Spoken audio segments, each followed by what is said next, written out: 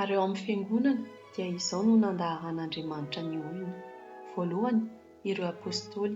Faharoa, ireo mpilaza hafatra avy amin'Andriamanitra.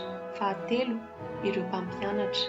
Manaraka izany, ireo mandray fanomezam-pahasoavana hanao asa mahagaga, hanasitrana marary, hanampy olona, hitondra olona ary hiteny fiteny samihafa tsy fantatra.